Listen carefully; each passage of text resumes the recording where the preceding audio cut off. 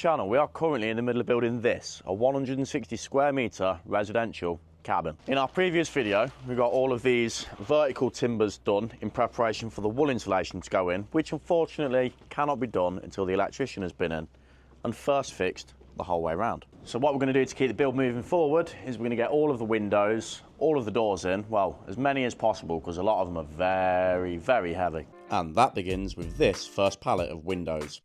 Now the colour of these is RAL 7016 anthracite grey, and these are actually the lighter ones of the building. The heavier ones are these full-size ones, something I'm not looking forward to.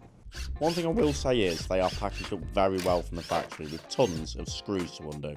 I've made myself a little workbench and I'm stapling down an off-cut of membrane just to keep the windows clean, and with the first of many windows lifted down onto the workbench, I've just got to dig out the corresponding architrave pack.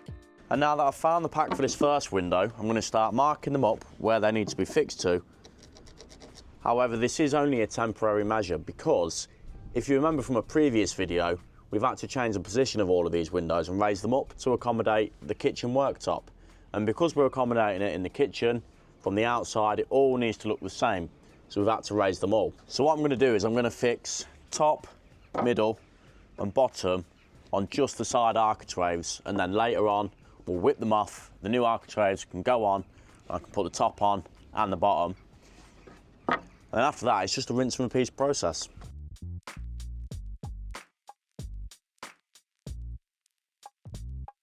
With that done on the first window, it's ready to go in, and they really are a nice snug fit, which means we did a good job on the outside framing. I'm putting a screw in the side of the architrave just in case the window gets any funny ideas, because the last thing we want is them falling out. Now these windows are residential spec triple glazed units, which is going to do a good job in boosting the energy efficiency of this building, something I explained in a bit of detail in the previous video. Onto the thinnest and lightest window of the build now, which is going in that hole there. Same process again with the architraves, and I'll pop that in its hole. With that done, I'm moving to the back side of the building now, and I've got to cut out this opening and get that taped up ready for the next window to go in, which is just about managed on my own. Same with the neighbouring window, and then to finish off the day I got a bonus one in just before it got dark. It's a new day, and with it brings something we've been waiting for: new architraves, and for once a pretty helpful delivery driver. With those all unloaded from the lorry, we've got one more window to go in that has the old architraves on it that I put on there last night. Now I can't lift this one on my own, so I did actually rope Ben in to help me get it in, something that was a pretty good workout on my legs, especially trying to go backwards with it. With the final window put in at the back, it's time to move on to putting the last window in on the front. However, it would make zero sense for us to get this window in that hole, even though it's the last one, with temporary architraves on, and that's purely because we've had the new stuff dropped off from Jewson's. So what I'm going to do is get the old architraves, put them on the new architrave material, trace around the bottom of it, get the length from them, and then I'm going to put the actual permanent architraves on the window. Then we'll get that in, then we get to move on to the doors and the big windows. This was a pretty simple process, and as I said, I can just trace around the old ones. Then I'm going to cut them down on the table saw while it's there, and now we have a pair of much more substantial architraves.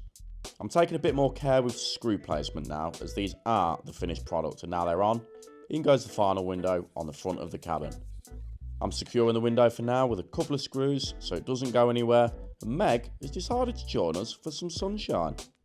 Now that last double window's in, we can sort of explain the reasoning behind having to change the architraves in the first place. Now, you'll see this cut line just here. This is the original cutout, how these windows were intended to sit height-wise. But if they'd have been left as they were, I have actually covered this in a previous video in the series, so if you've watched from then you'll understand. But if you're new and you've just hopped aboard the ship for this video, if we'd have left the windows at that height, by the time you go to put a kitchen worktop in and your base unit, it would have ended up coming across the window, which is a big no-no. So we've raised all of them, meaning we've had to cut the tops out again in the earlier video. And with these wider architraves, we can now cover this original cut line on the inside, because second to putting these architraves on, we'd have had to fill that and sand it, and it just wouldn't have looked as good as just completely concealing it with these. And if I'm honest, if you compare the old architraves that came with it on this window versus these new wider ones, I think I prefer it. But let me know what your thoughts are in the comments. My next task is I'm going to start unwrapping, well, you can just about see it out there, but that pallet there contains them, and they are one piece. I'm hoping, fingers crossed, I can just take the doors off of the frame and then just get the frame in, which will be significantly lighter because I think they're about 150 kilograms a piece.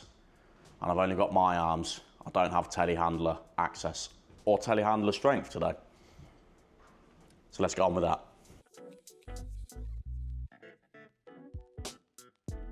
Right, so in my hand is the packing slip that tells you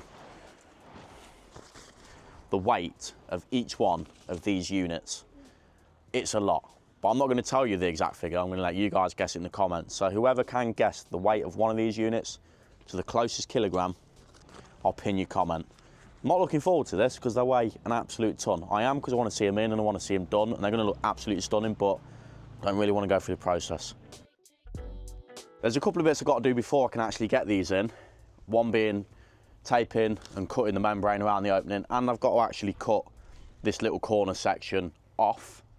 And once that's done, we can start putting them in.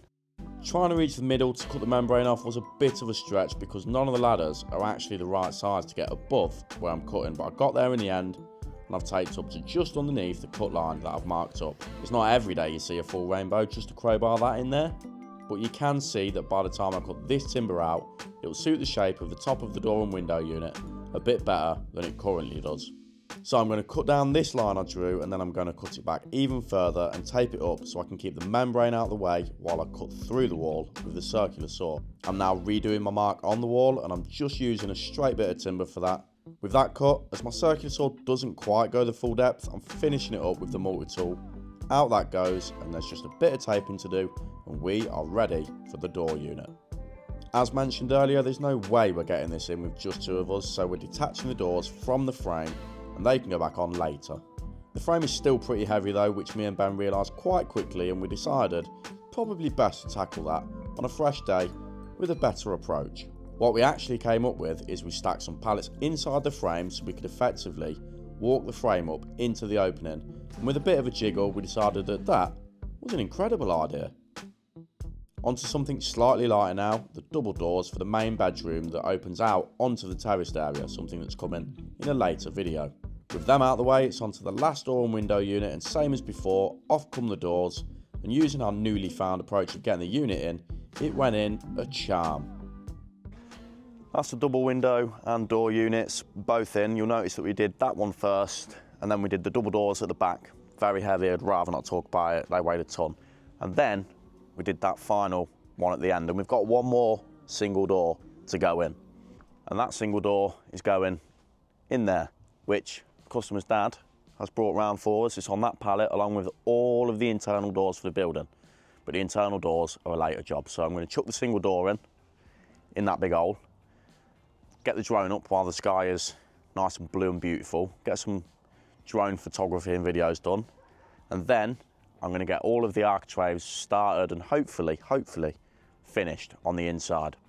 All of the internal doors are on this pallet, but we only need the door for now. So off it comes, in it goes, and that is the end of all the doors and all of the windows. Onto architraves now, and I've already traced, marked and cut these, so it's just a case of screwing them in each side, and after that's done, I'm cutting down the header architrave that matches the angle at the top of the unit. And with that screwed in, it's time to get them doors back on, and I'm actually proud of myself because I actually put all of the screws in a safe place in a little red tub, something I'm not really renowned for doing. But anyway, getting the doors on was something I really wanted to make sure I included in the end of this video because it just finishes it off lovely, and we can shut the door on that task. So that is our windows and our doors all done on the outside. Still got a lot more architraves to do on the inside, something we're going to jump on next week. As you can see, Ben has blitzed his way through all of the subfloors this week, and we are ready for a first fix on the plumbing. Plumber, fingers crossed, said he was going to be in tomorrow. he'll get all of his first fix done inside and we can start insulating and getting that floor down, but we'll worry about that another time. Next on our list is the tin roof, and as I said, we've still got a bit of architraves to do inside. We're going to get through that next week. So if you want to see that, don't forget to hit the subscribe button, turn your notifications on, set your preferences to all, and don't forget to give the video a thumbs up. I'll see you next week.